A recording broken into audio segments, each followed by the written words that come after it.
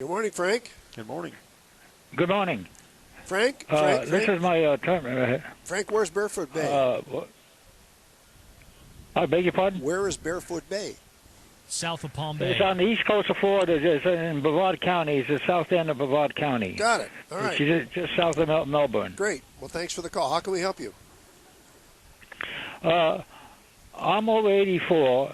I collect Social Security, and I still work. And I have about $25,000 I would like to invest. That's just laying around, and I'd like to be able to get some type of interest on it, and I don't know which way to go with it. Well, I wouldn't have to absorb it all in taxes or something. Well, because you are working, you can actually contribute now to an IRA or a Roth IRA. I think he's looking for income. Well, but you're looking. Yes, sir. I do have an IRA. I didn't know if I could contribute that much money back into it, and what it would cost me to do it. So it'll actually potentially save you.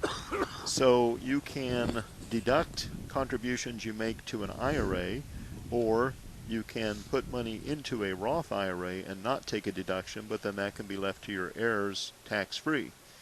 So it really depends on your own tax situation whether a deduction would be useful to you or not, whether you would pick the regular IRA versus the Roth IRA. But that law just changed, by the way. So, used to you could continue to work into your 80s and you could continue to contribute to your Roth IRA, but you could not make a contribution to your regular IRA. Well, that's changed, right? So now we get to do that now. But in terms of where to invest it, I think if that's more the question, we would really want to know more details. For example, where your current investments are allocated and what the intended purpose of this money was for. Let's say, for example, you'd like to set this aside and maybe help grandkids 529 plan or an education plan, or maybe you'd like to be leaving this to your children. We might suggest a different asset category than if this is just for you for income. If it's you for income, there's not a lot of wonderful options. Unfortunately, now that the 10-year Treasury yield is around 0.7%, but certainly some bond funds, would be helpful that you might get 2 or 3% on in a typical year right now in these low interest rate environment. I see. That help you out, Frank? Okay. Give me a direction to go. Yes, it did. But I do want to try and maybe use this for my income because I don't know what happens up the road. Like I said, I'm in my 80s right now. I'm good shape. I'm still going to continue to work and hope for more time.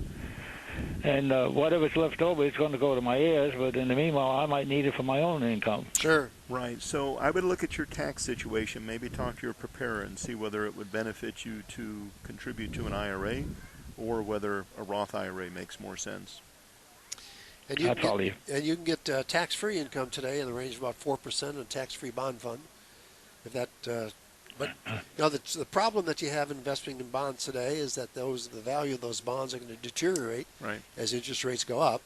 But if you're just looking at pure income, that's not a bad way to go as well. Okay. All right. Thank you very much for your help. Frank, thanks for the call. You have a good day.